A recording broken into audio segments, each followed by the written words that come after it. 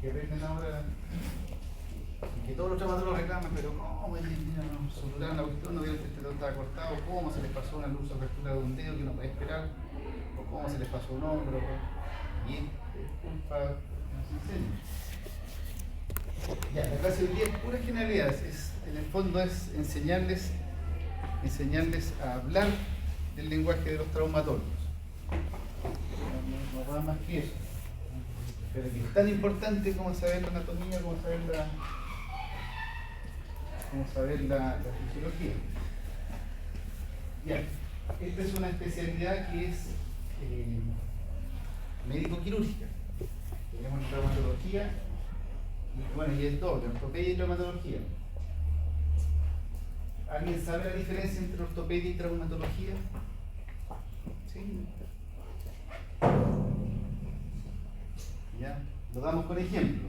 Una fractura, ¿será ortopedia o será traumatología? Traumatología. Y una artrosis de cadera. Ortopedia. Y una lesión de manguito rotador. Pero degenerativa.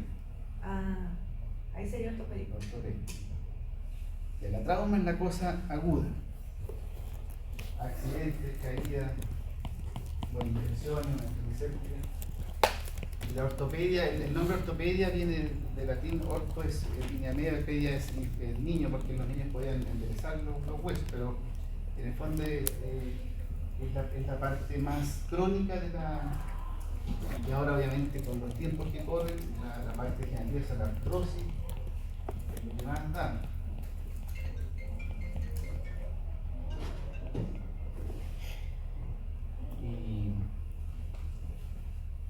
Bueno, yo soy cirujano de mano, eso me olvidé contarle. La traumatología también se divide en subespecialidades, que no están reconocidas por la ley médica, pero sí se llaman fellows, que se hace un año más. Que yo como soy viejo tuve que hacerlo afuera, pero ahora se hace todo acá en Chile. Hay mano, microcirugía, hombro y codo, rodilla, tobillo y pie, cadera, columna y tumores. Eso se divide. Entonces, en el caso de la mano, ya le dije, una lesión de tendón es traumatología ortopedia. ¿Qué es? Y un síndrome de túnel carpiano. Ortopedia. Ya, entonces, ya estamos claros con eso. Los ortopedias son patología congénita y degenerativa, y plano, escoliosis, ya les dije, artrosis, deseches, lo vamos a ver después. Y traumatología es la parte traumática o aguda, o fracturas, luxaciones, la vida rápida,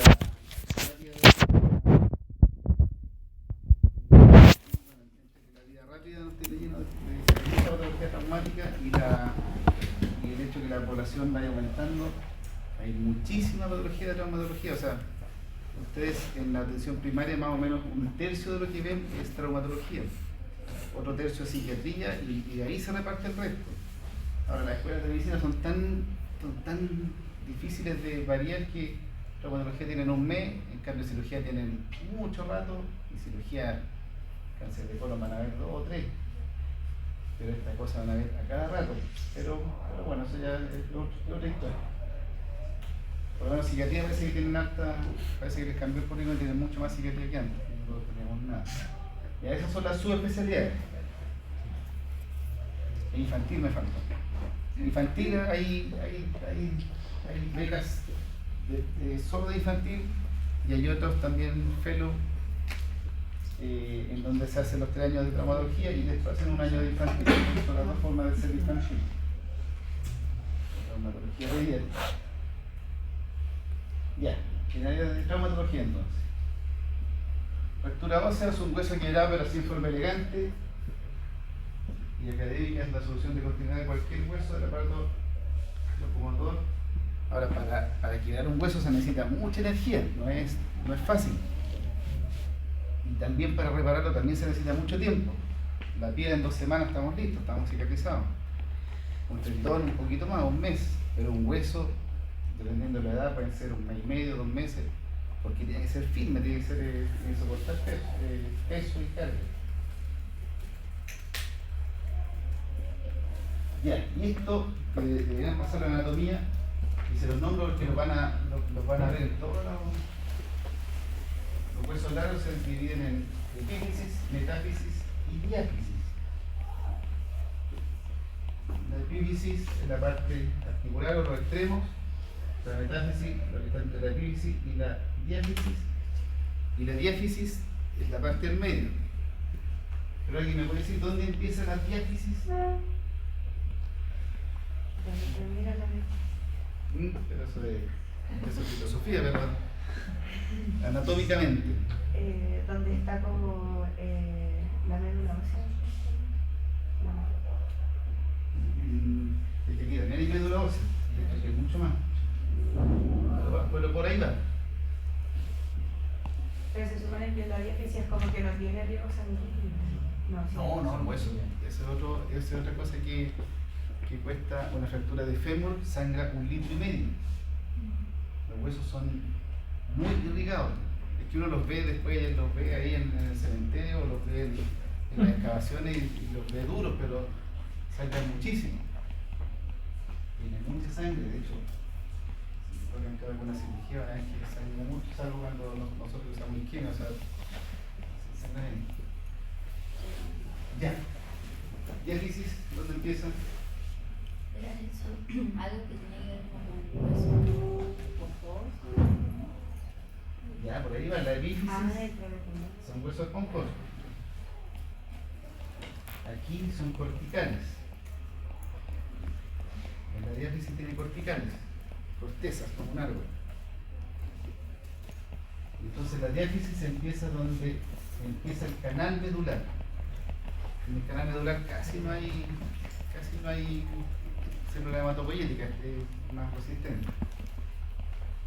Pero eso es natural. ¿O no? Exacto, pero esa es otra cosa física que nosotros tenemos que considerar esta física. Que ustedes tienen una barra de fierro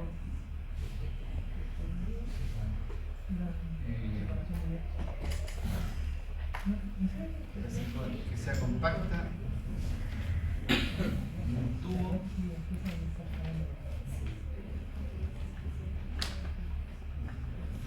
¿Cuál cuesta más doblar? O mejor dicho, las construcciones, ¿son con barras sólidas o son con tubos? Con tubos. ¿Cuál costaría más doblar? ¿Una barra compacta con fierro o un tubo? El tubo. Tubos, son dos. Sí. Por eso son corticales. El tubo cuesta mucho más. Por eso las vigas de acero de los edificios son tubos, son huecos. Son mucho más. Entonces, mira que se le ocurrió al ingeniero, esto empezó antes. Los huesos largos tienen corteza, no son compactos. Aquí es compacto, en la epífisis y en la metáfisis. En la diáfisis son duras. Ya, entonces la diáfisis es donde hay canal medular, donde tiene cortezas, corticales.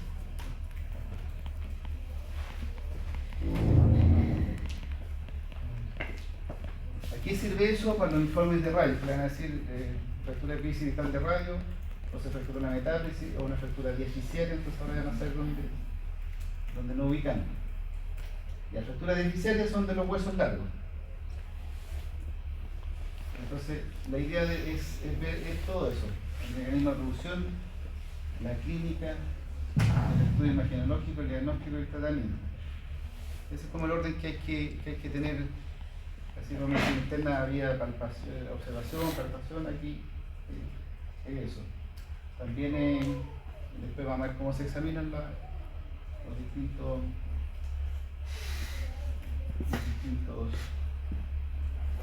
segmentos. Las fracturas articulares, obviamente, son las que comprometen la superficie articular y son complejas porque una superficie articular tiene que quedar anatómica, si no les va a dar artrosis rápidamente. Por lo tanto, son las fracturas más complejas. Si no queda bien la articulación, le va a dar rigidez y a corto plazo le va a dar artrosis. Esto es lo que se ve ahora, con la vía rápida, la fractura expuesta, accidente de tránsito, caída.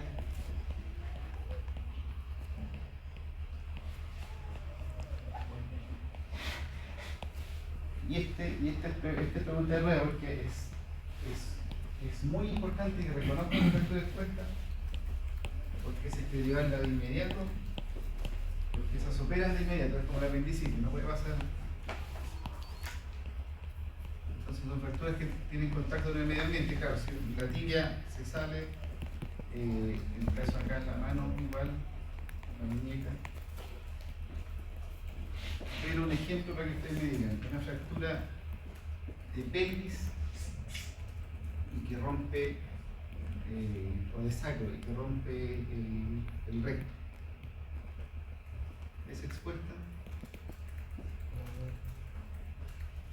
El recto está el recto del medio ambiente entonces. Sí, pues, debería ser Es expuesta. expuesta. O la fractura de pelvis, de la sínfisis que rompe la vejiga, aparte de la gran complicación de ese expuesto. Y aquí es lo malo, que tienen alto riesgo de infección, el hueso se defiende mal, esa es su parte débil. Entonces, tomando contacto con el medio ambiente, lo que hay que evitar es la infección. Doctor, ¿y cómo podría decirse que cuando la fractura, por ejemplo, en este caso que lesionaba la vejiga, si la vejiga no tiene como contacto directo con el medio ambiente? Si no, la vejiga no, la vejiga ya era por la complicación. Ah, ya más No, que. con el recto sí. Ah, ya. En ese caso ahí sería como una fractura bien. Claro. Ok. El caso de la vejiga es una fractura Más que interna, la complicación es la lesión de la vejiga.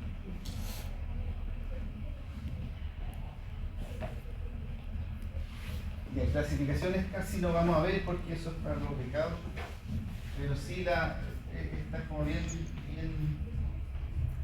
universal la clasificación de la fractura expuesta, y depende más que del orificio, es de la energía que va. Tipo 1, 2, 3, depende, como yo digo, del desplazamiento de la fractura, de la herida que tiene. Y mientras más grave, más infecta.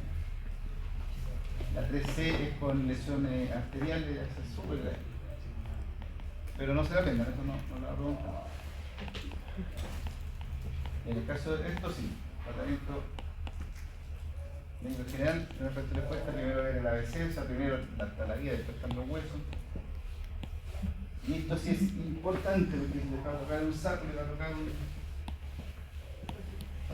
el hueso ahí al aire, con guantes no lo metan adentro, porque hemos tenido casos ahí de doctores ahí tipo que se les pasa la mano y con guantes. No, cubrir con apósito estéril, lo principal. Inmovilizar, que ya vieron cómo se hace con una válvula de yeso o de estas plásticas, pero la cosa es que no se muevan, mientras más se muevan, más riesgo de lesión arterial, sobre todo. Cuando un hueso se rompe, las arterias quedan volando y pueden venir las trombosis. Obviamente pasarle analgesia porque duele muchísimo y empezar con antibiótico precoz. La profilaxis del tétano y la desviación, pero al tiro, o sea, hasta la ambulancia o no esperar ahí que se quede toda la tarde y muerto de dolor y con el hueso afuera, no. De hecho. Normalmente se usa la cefazolina y las tipo 3, las más graves, se usa la gentamicina, pero eso siempre y cuando uno vea que hay algún mecanismo que dio entrada a gram negativo, que es raro, pero normalmente usan cefazolina y gentamicina. Y la penicilina solamente si se sospecha de anaerobio, o sea, si se cayó ahí en Huesca, donde están los cerdos, si se cayó ahí, se quebró y se ensució con caca, obviamente va con penicilina. Eso es la única vez. O en el campo, o en una pesebrera.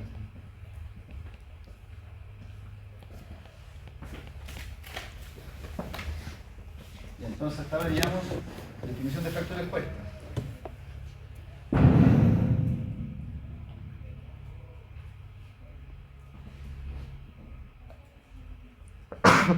Ya, fractura patológicas, o un hueso patológico, como decía el jefe, pero a nivel internacional son fracturas que tienen una lesión previa, normalmente un tumor.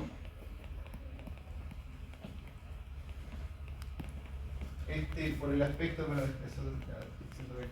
esto es benigno, esto es un quiste de un niño, pero esto es una metástasis, es una metástasis. Los tumores más frecuentes de los huesos son las metástasis. Próstata en el hombre, mama en la mujer.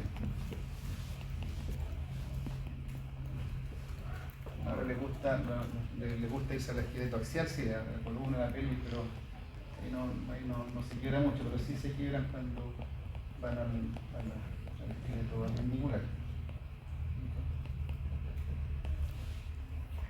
Ya, entonces, esto también se pregunta siempre, porque es que es una fractura distinta a las otras. Cuando previamente hay una lesión, no solamente un tumor, puede ser una infección, un quiste, un tumor, otras cosas. Pero habiendo una lesión previa y se quiebra, es una fractura patológica. Doctor, si tuviera osteoporosis también cuenta como fractura patológica.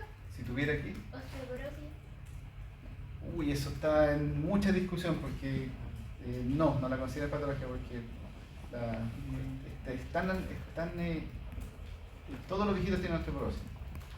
De hecho, la fractura de cadera es un marcador de osteoporosis, la fractura de muñeca también es un marcador de osteoporosis. Pero es que no se considera como una enfermedad. No, es que la fuera, porque si no serían más de la mitad de las fracturas serían patológicas. ¿Y en el caso del mieloma múltiple también? Sí. Cualquier cosa que le haga un defecto al hueso y que lo deje débil es una fractura patológica.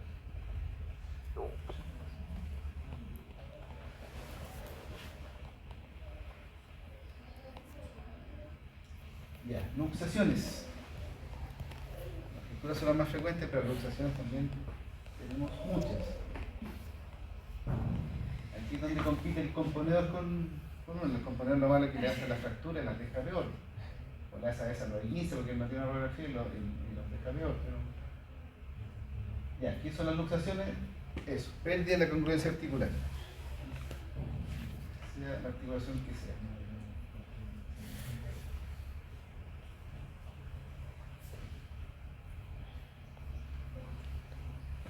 La luxofractura también hay que diferenciarle, también se pregunta. Son fracturas que llevan a una luxación. ¿Y puede que la luxación lleve a la fractura también? ¿O No, múltiples primero luxaciones? es la fractura.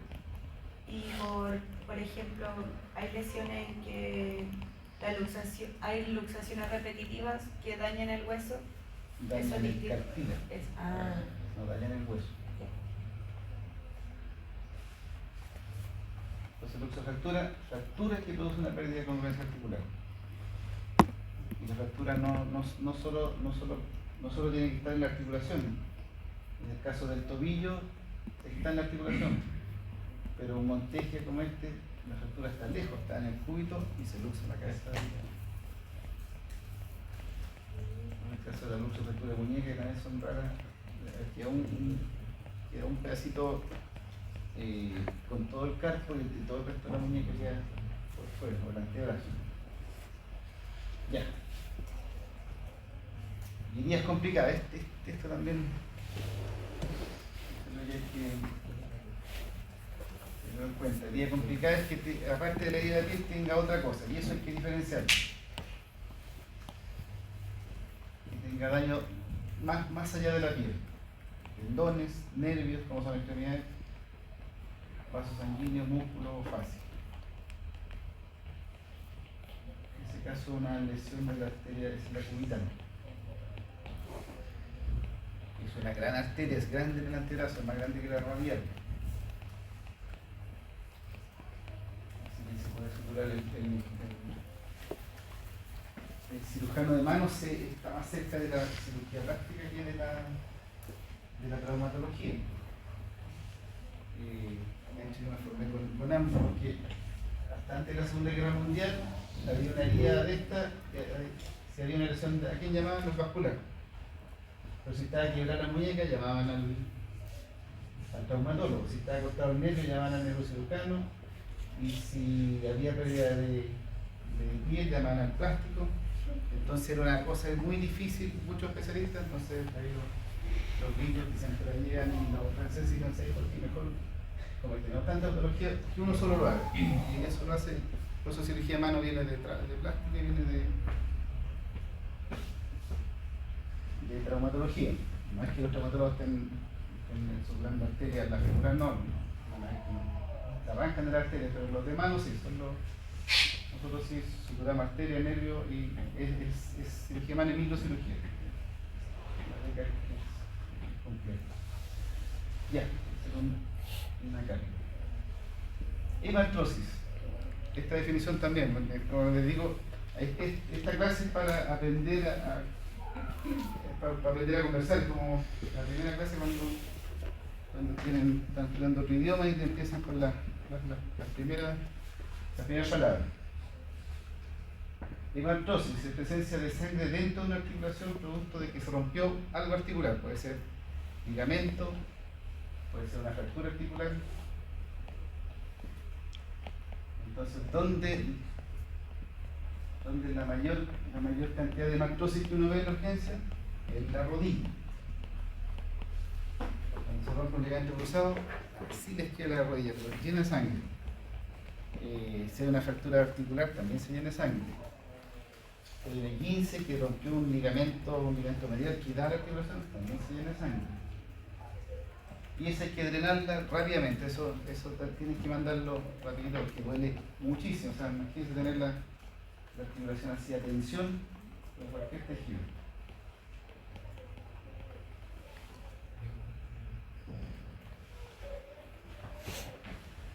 La artritis séptica, esta sí que no puede esperar, porque esta se come todo el cartílago. Es una artritis séptica rapidito. Esta es la inflamación también de la articulación, pero en este caso por una infección que normalmente es el más frecuente es el Staphylococcus aureus. Entonces eso anótenlo, subrayenlo porque eso le va a preguntar. Si es la pseudomonas, si es el gonococo, si es Staphylo, si es un anaerobio. Esto es 5 alternativas. Bien. Pero una consulta, ¿qué es dibujo articulación de la vía posterior? Ah, no, que yo tenía que hacerle un dibujo, pero... Ah.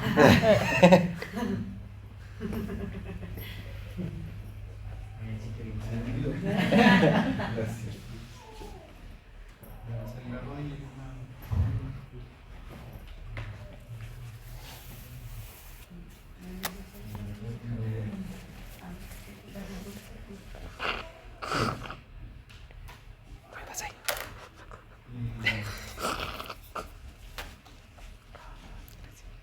También, pero el límite de la articulación.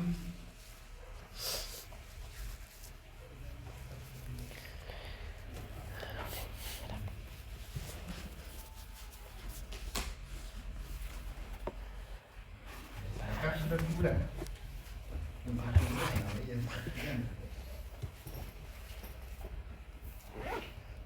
La cápsula articular tiene lugares donde está reforzado y eso se llaman ligamentos. Los ligamentos son refuerzos de la cápsula. Entonces para hacer una artrocentesis hay que atravesar la cápsula. De esa situación hay que hacerlo muy estéril, sí, porque una artrocentesis también, para que no esté infectado, puede infectar una rodilla o un hombro, que es lo más frecuente. ¿Y anotaron el Staphylococcus aureus? Ya, por lo tanto tienen que saber. Doctor, una consulta. ¿La artrocentesis, eso uno lo debe derivar y el especialista la realiza? Sí, sí. Ah, ok. Sí, porque no sacáis nada con hacerla en un sapo porque hay que mandarla al estudio. Ah, ok. El laboratorio te tiene que decir rapidito cuántos neutrófilos tiene, cuántos blancos, si tiene... Entonces en un sapo No se la puede vais sacando. Y en el caso de la hemartrosis, o que uno vea que está como aumentado de volumen, ¿también se debe derivar? También, Ya. también, porque ahora está... O sea, si uno dice, no, es que yo le ayudo a la gente y yo mejor le hago yo le dreno ahí en el saco pero lamentablemente está tan compleja la cosa médico-legal que cualquier cosa mala que pase te van a demandar. ¿Y doctor es traumatólogo? No, no es traumatólogo. De ahí te llega, pero con todo. Entonces, derivan. Deriva. Que sepan hacerlo, derivan. Disculpe, la antibiótico-terapia en el caso de la artritis séptica se empieza cuando el germen ya está identificado, ¿o no? No, se manda estudio antes de darle antibiótico y se empieza con amplio espectro. Porque el cultivo va a estar normalmente 48 horas, entonces no puede estar sin. O sea, se hace el aseo primero, y lo más importante, se asea, se abre la articulación, se hace el troscolo, depende cómo qué articulación sea, y ahí se empieza con amplio espectro, que es similar a la normalmente cefalorina y gentamicina. ¿Y eso no afecta, por ejemplo, si yo en la primera artrosíntesis no identifico el germen? Claro que lo afecta, pero no puede esperar. Se supone que con esa ventanita, de hecho no todos los cultivos salen positivos, pero ya teniendo amplio espectro, uno sigue con amplio espectro y después si llegando al cultivo ya se enfoca a lo que sale en el cultivo y principalmente es para mandarlo para la casa, con un antibiótico oral específico.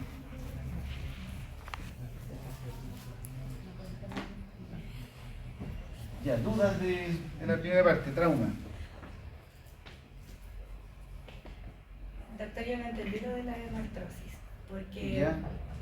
está bien que se inflama, por ejemplo, la lesión del cruzado, que se inflama la rodilla, pero también puede ser por un edema y no necesariamente sea sangre. Es que ya no sería hemartrosis, sería un derrame articular. Eso, pero ¿y cómo uno va a poder diferenciar qué signo clínico a nosotros nos va a hacer pensar que es una hemartrosis? Traumático. Siempre, pero Traumático. ¿y por qué no puede ser la hemartrosis? Un derrame articular es algo inflamatorio Ujú. y puede ser, podría ser, pero son pacientes que ya tienen una patología normalmente. No es Y tiene la artrosis. la hemartrosis como que no estaría considerada dentro de, no sé, una lesión vehicular o por un deportista que le pueda causar eso. Tiene que tener la artrosis previa. No, cuando tienen artrosis normalmente tienen derrame articular. El derrame es líquido inflamatorio. Sí. La hemartrosis es sangre, entonces para que salga sangre tiene que ser algo que se rompió. En cambio el otro es algo que se inflamó, más de la cuenta. Por ejemplo, alguien que tiene artrosis de rodilla y se le pasa la mano y se pega una subida al Cerro de la Virgen, va a llegar, no con hemartrosis, va a llegar con derrame articular. Y uno hace la punción, bueno, a veces si no está claro, uno hace la punción y va a salir líquido amarillo, el otro sale sangre. Dígame. En la fractura expuesta mencionó la del sacro. ¿Cómo podemos saber ahí o con qué signos que perforó el recto? No, eso se hace con el escáner. Ah, No, eso es rarísimo. No, lo que les van a llegar son estas: accidentes de tránsito, caídas en bicicleta, caídas de altura. Y después vamos a ver que la fractura de pelvis es la única fractura que, bueno, la de fémur también, pero la de pelvis es la que puede matar a alguien, porque se sangra tanto la pelvis que se hace un choque hipovolémico y se muere. Y una simple sábana les puede salvar. Después, bueno, en el hospital uno pone los tutores y ya lo afirma bien, pero quizá por una sábana y a mitad lo salva. Eso es importante saberlo. Yo tengo Ujú. ¿cuándo se habla? O sea, ¿qué estructura anatómica me hace la diferencia de hablar de fractura de cadera y fractura de fémur? Cuando hablan de fractura de cadera, ¿qué es lo que se fractura? Ya, eso lo vamos a ver después en la clase de extremidad inferior. Pero ya que está la pregunta, es que la cadera es una articulación. Entonces tenemos la pelvis, tenemos la cabeza, tenemos el cuello, el anterior mayor, el anterior menor.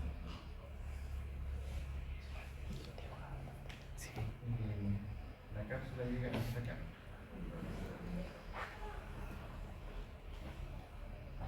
Eso es la cadera o la cadera intraarticular. Acá están los tocantes, el menor, el mayor. Acá está la subtrocantérica, que son 5 centímetros. Acá está el fémur, se mueve menos. Donde haya cortical, la fractura del fémur uno le dice diaficial, es la diáfisis del fémur. La subtrocantérica también es de fémur, pero es muy específico. Pero aquí de los trocánteres para allá es cadera. Fractura lateral de cadera, fractura medial de cadera. Las mediales normalmente se muere la cabeza, tiene obligación terminal, termina que se pueden prótesis, cambia esta. Ahora se usan clavos, más osteosíntesis. Pero eso lo vamos a ver cuando toque cadera. La última, el inferior.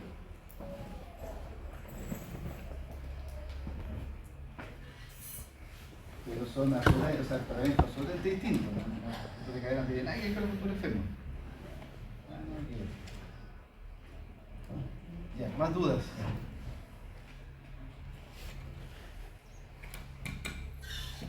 Eso llevamos 2 preguntas. A ver.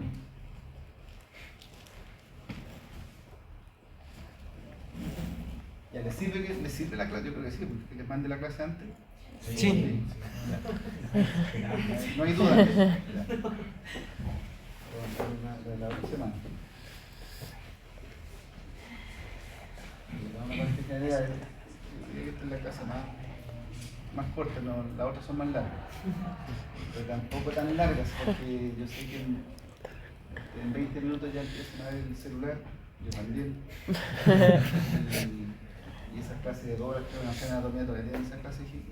Sí. Ya, se quedan dormidos, no se aprende nada. Pero nos dan break a veces 1 hora, 50 minutos, 10 minutos. De Ah, ya. Entonces ahí a veces puede contar como 4 horas. Ahí uno. Ya es, bueno, son cosas de la medicina. Bueno, no tienen hijos, pero los programas de niños a los 20 segundos tienen una canción. A los 20 segundos, ya se está ocupado porque si no, nunca ya se va. Entonces tiene muchas canciones de no sé se van. Es como el pop, que a los 8 Ya, segundos vamos tiene con la canción. ortopedia, entonces, que es la otra gran rama.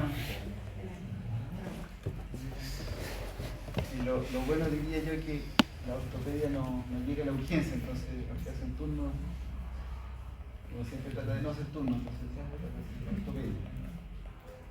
Ya, dejo la que más vemos, la artrosis de cadera. En el pie, el mayor es 65, que eso es lo malo que los menores quedan fuera. ¿Y qué es la artrosis de cadera? Eso. Conexión del cartílago articular y hueso superior de la cadera.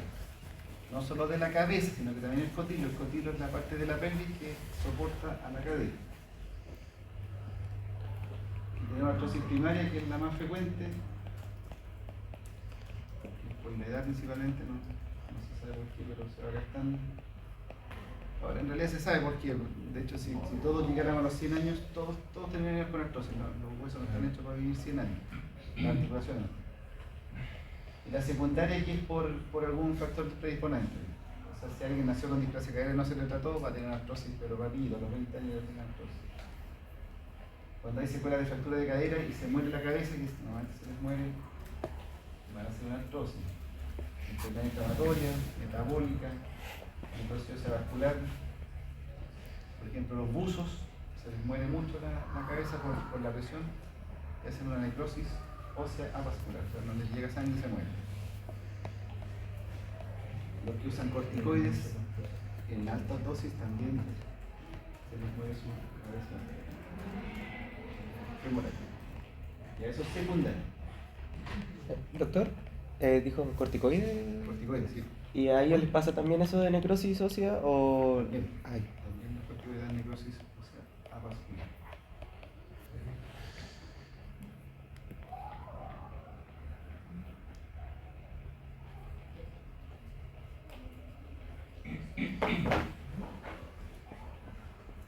Artrosis de rodilla.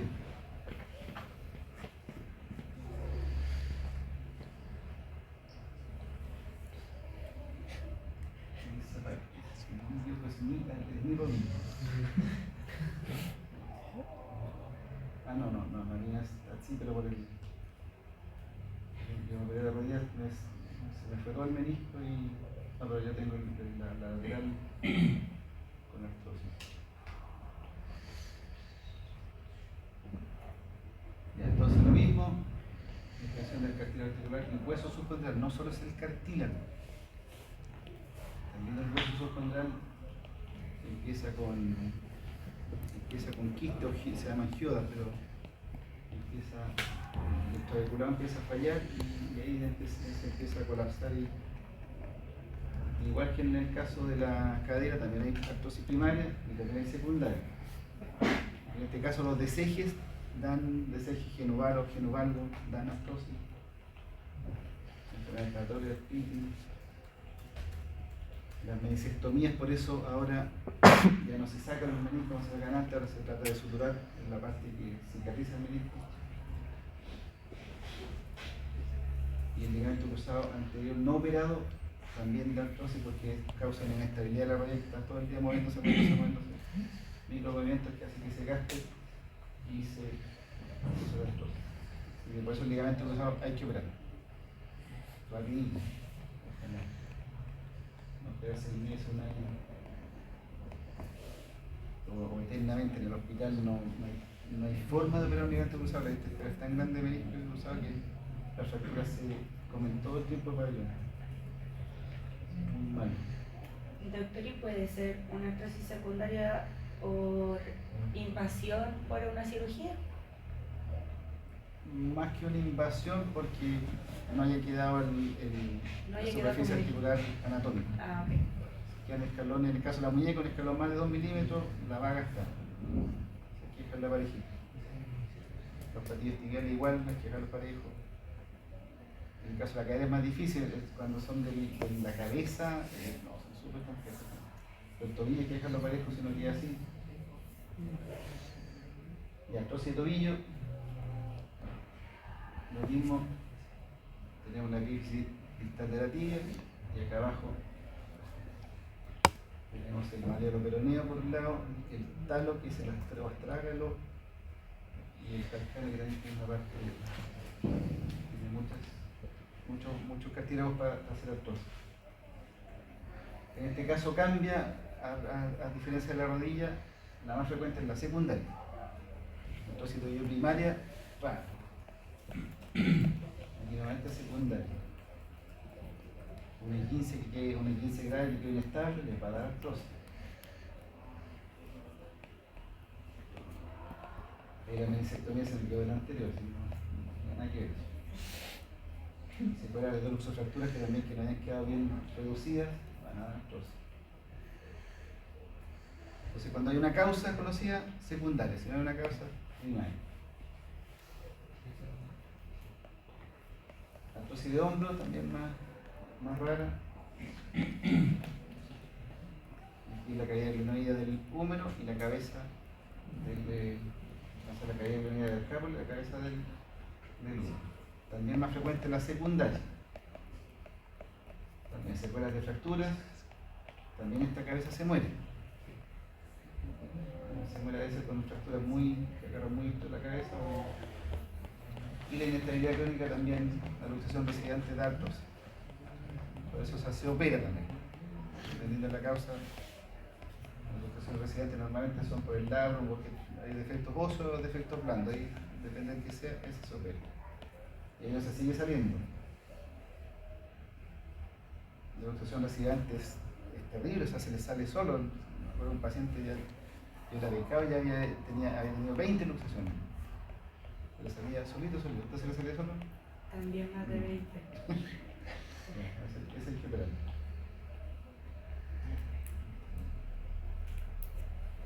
Y la artrosis de las manos está, o de las falanges en realidad. Las falanges son las que esta la ven manos reumatólogo, porque uno como cirujano ve una que otra que pueda fijar. Hay algunas prótesis en las dedos, pero duran nada, porque los se mueven tanto que no las fija, entonces no es buen negocio. La idea es que el reumatólogo los trate antes. Entonces tenemos de la interfalángica distal, de la interfalángica proximal, aquí son más frecuentes las primarias. O sea, no solo personas de edad, sino que personas con predisposición familiar que empiezan de los 30 para adelante, ya uno le ve deformados los deditos y les pregunta en la historia y dice, sí, mi tía tenía, mi abuelita tenía, mi mamá tenía, entonces va a tener problemas. Las secundarias son por fracturas o por infección.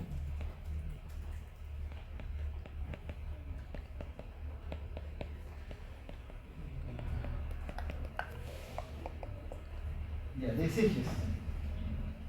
También parte de la ortopedia, principalmente esto del trauma infantil, pero en el caso de la rodilla, pero los alus valgus o juanetes, súper frecuentísimo. Y ya está comprobado que es por los zapatos. Las poblaciones que tienen el sanitario van a liberar no tienen pánico. El geno valgo y el geno varo, ¿saben la diferencia? Bien. Así tenemos. Y esos son en el plano frontal. En el plano sagital tenemos antecurvato o recurvato de rodilla. En el plano axial tenemos la rotación interna o externa en el caso del fémur, que se mira con los pies para adentro o para afuera. Y el geno valgo.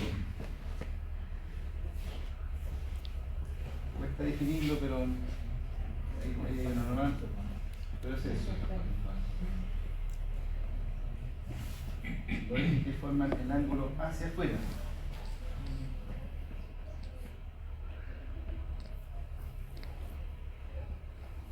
Sin embargo, la gente dice rodillas juntas, hacia adentro, pero en realidad se define por el ángulo hacia afuera. En forma común, niño o niña con la rodilla junta.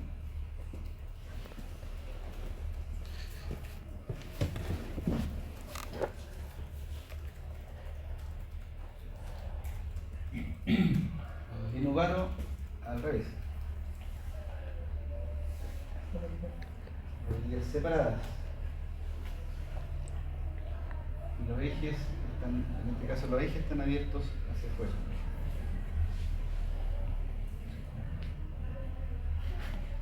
Y el ángulo por lo tanto se forma adentro. Con rodillas arqueadas o separadas.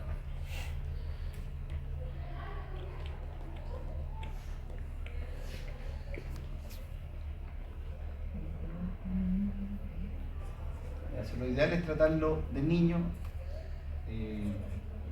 antes que se forme la artrosis. Cuando son severos son quirúrgicos, pero la gran mayoría de estos hay férulas, hay plantillas, lo podemos molerlo con todo chiquitito. ¿Cómo se trata eso con fortalecimiento de masa muscular? Chiquititos, plantillas principalmente. Y cuando ya la cosa es más grave, férula, cuando es más grave, quirúrgica. Lo bueno es que los chiquititos, los niños pequeños hay una evolución natural que se van enderezando solos. La gran mayoría se endereza. ¿Cuál es más común en los niños? ¿Valgo? Valgo. El varo es más patológico, el varo cuesta más normalmente que hay que operar. O son por otras patologías de ahí de la rodilla. Este es el juanete, o alus valgus.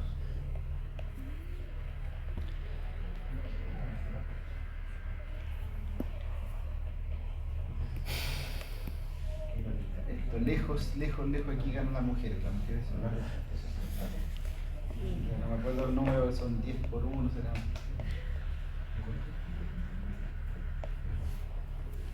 Entonces los valgus ejes que forman el ángulo y que están abiertos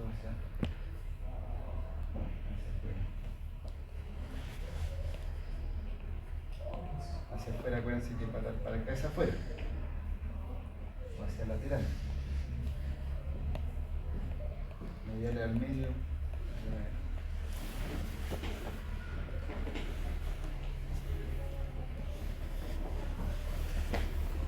Estos son los principales desejes, mucho más, pero no va a haber más.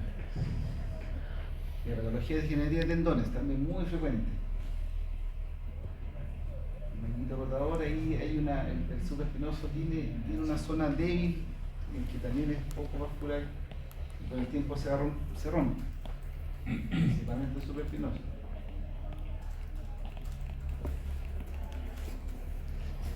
Entonces, como se habla de manguito rotador, hay que saber qué músculos son el manguito rotador y eso se pregunta. ¿Se acuerdan de anatomía? Aparte del supraespinoso que está ahí. El subescapular, redondo menor. Bueno, ¿Ya? Supraespinoso, subescapular infraespinoso. Y yo y redondo menor. Supraespinoso, esos vienen de atrás. Vienen de la espina, o de la móvil. Entonces, si vienen de atrás, el supraespinoso, el infraespinoso, el redondo menor, si vienen de atrás, si viene adelante, ¿qué hace? Obvio, rotación interna. Si viene de atrás, son rotables externos. Salvo el subescapular que viene de adelante, es el rotador interno. Ya, lo anotaron porque eso se pregunta. Es muy frecuente y así que me preguntan. Ahí están, rotadores externos, los que vienen de atrás, los internos que vienen adelante, que es el subescapular.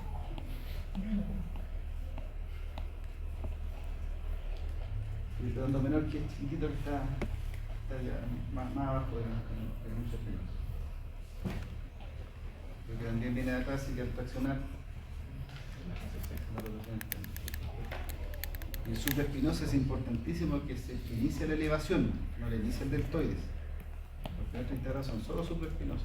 De ahí empieza el deltoides, por eso no tener supraespinoso es terrible para el hombro, no pueden elevar y les duele. Es muy patológico. Ya, aquí ya lo vimos como vienen de adentro y vienen de afuera, los rotan por un lado, los para abajo.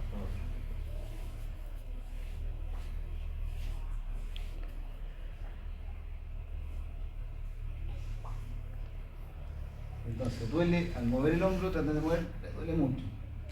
No pueden levantarlo más de 90, imposible. Total, menos.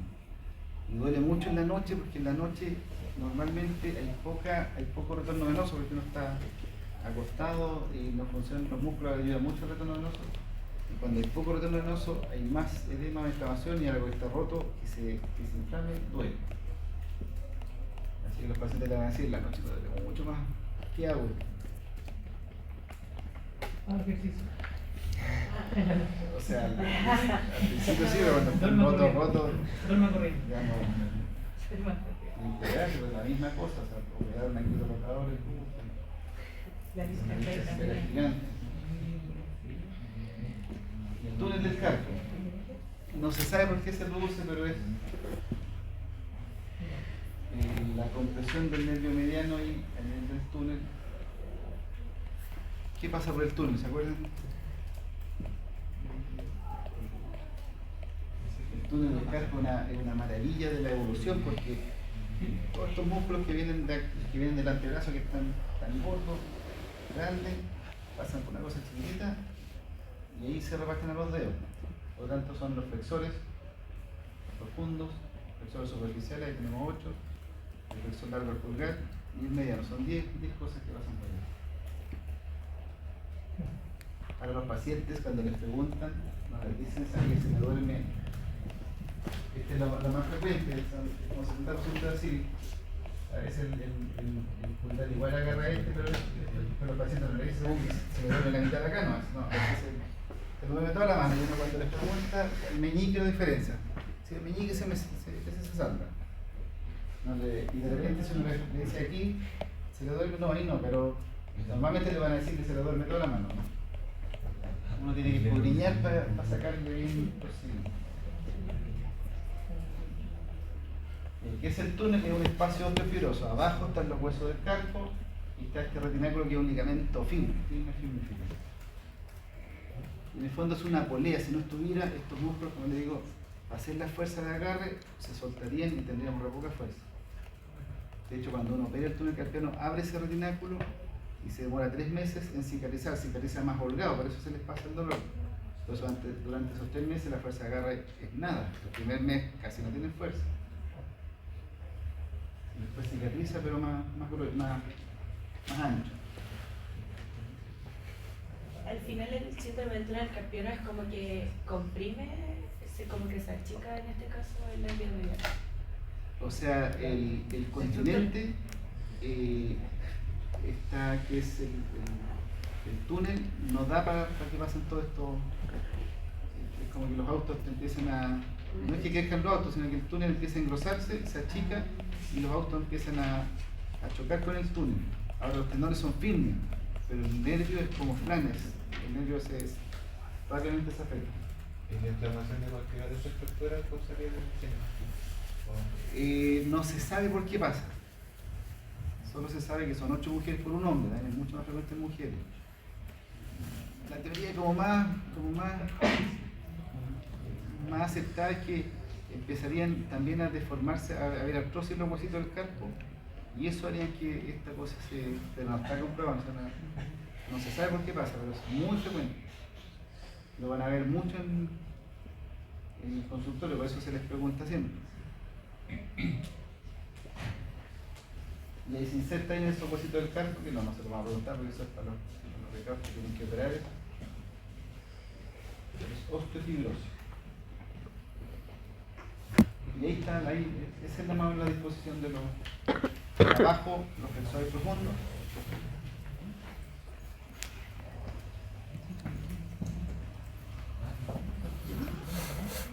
Flexor profundo del índice, medio, anular meñique, flexor del pulgar, que es el más radial. Este es el flexor carpi, que uno lo ve, flexor carpi radial del carpo, pero está por fuera, tiene su propio canal. Está fuera del túnel. El mediano que está más arriba puede ser el que más se afecta. Y los superficiales no van en línea, van 2 y 2. Ustedes siempre se acuerdan que voy a hacer esto, que van así. Los de acá siempre lo hacen, van así. Los del medio van por abajo y los de la orilla van por arriba. Eso no se le olvide. Acuérdense que el flexor radial del carpo, que uno lo pregunta por a ver si pusieron atención nomás, está fuera del túnel.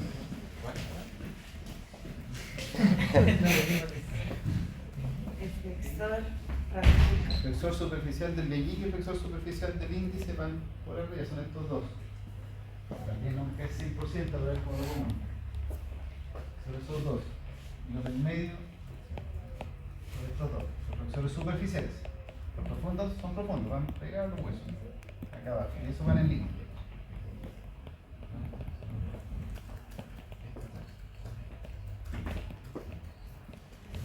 Y serían abajo están los 4 Los flexores profundos. del profundo. Y flexor superficial en este caso del medio y el anular están bajo los del meñique. Están, claro. Ya. Gracias. El mediano es más radial, está como arribita del flexor largo del pulgar. Entonces, un poco de clínica, mujeres de edad media para adelante, mucho más frecuente que el hombre. Les duelen las manos, se duermen, como decía, el meñique queda afuera.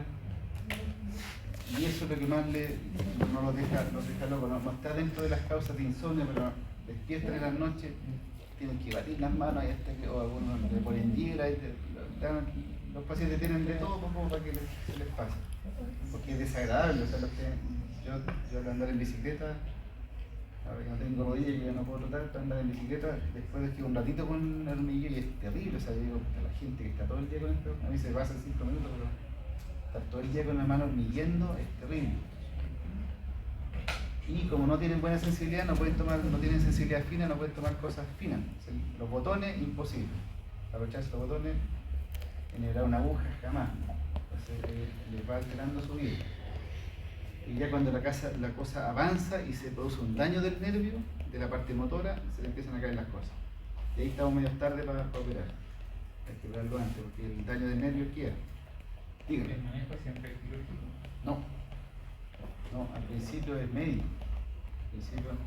Al principio, si su gran problema es en la noche, se le deja una férula, una órtesis de muñeca en extensión y ahí hay más espacio y se le pasó el problema en la noche. Con antiinflamatorios también se pasa cuando solo inflamación. Después cuando la cosa un poquito más, kinesiología.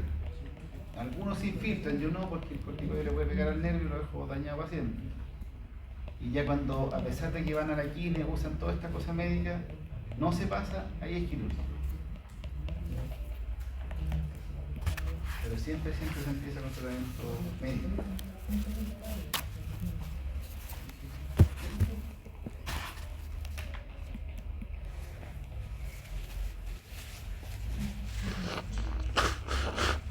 Entonces el examen físico, a veces nomás van a sentir un poco, van a tener los dedos dormidos durante el examen, es muy esporádico. De hecho, si llegan a la consulta con los dedos dormidos, porque permanente, porque ya hay un daño, también no se les va a pasar eso.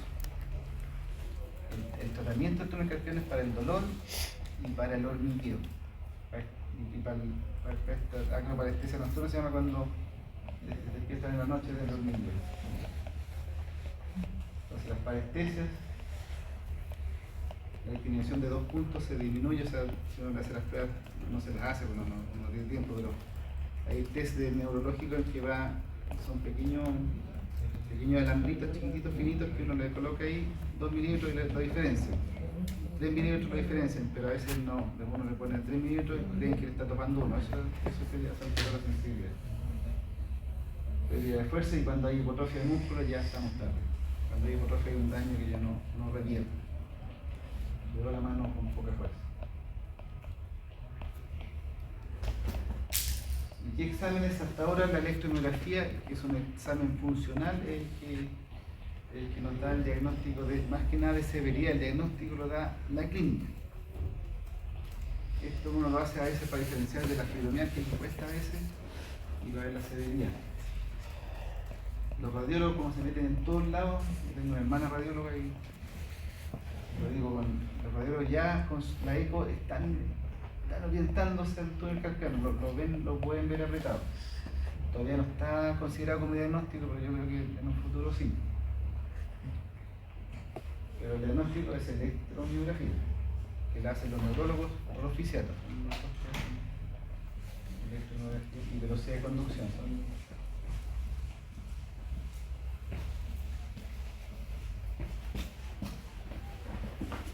¿Dudas?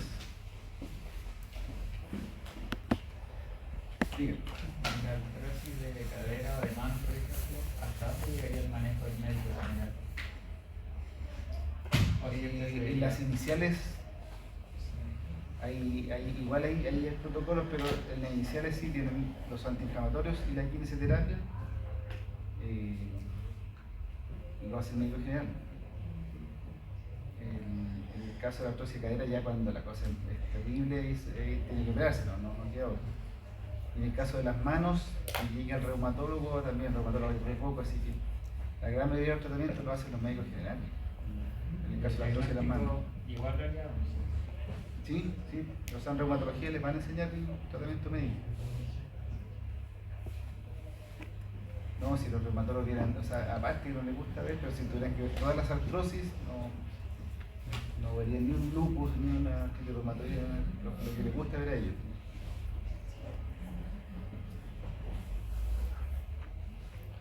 Ya, tenemos 4 preguntas entonces. ¿Se acuerdan? Los músculos del manguito. Músculo del manguito. La bacteria más frecuente. La antiséptica, la frecuencia. Definición de fractura expuesta. Y Comenzaba la diáfisis. No, pero eso era para ubicarlo después con todo el resto.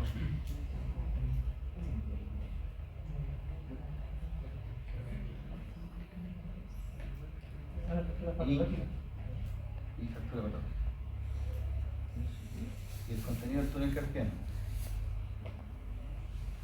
No el orden, porque eso es para el arqueo, porque bueno, pero sí lo que va dentro del túnel carpiano.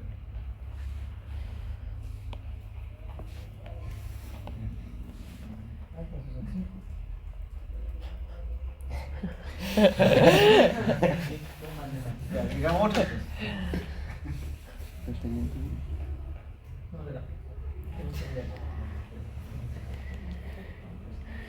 Sí, porque en realidad las otras son más.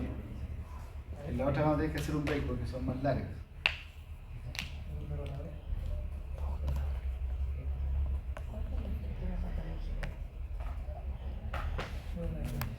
definición, ¿La definición de fractura patológica o de fractura espóndica? las dos. Entonces, ¿cómo? Son muchas preguntas. Esto es generalidad, esta es la clase más corta y la más. En la otra ya entramos en materia y ahí empiezan ya más la parte que tienen que ver. Por ejemplo, para empezar con fractura de clavícula hay que ver qué radiografía se pide para una clavícula. Porque ahí es donde se equivocan harto. ¿Te operaron? Sí. Y está la placa y después sí todavía. ¿Sabes dónde lo sacaron? ¿Te la sacaron? No, No, si no molesta, no. yo creo que le voy a pensar en sacar. ¿Quién te operó? No, en Temuco. Ah, bueno. ¿Pero quién? Conozco, ¿no? El doctor. Rejich. Ah, bueno. Ya, nada más por hoy, quedan liberados. Pero la otra había sido un break.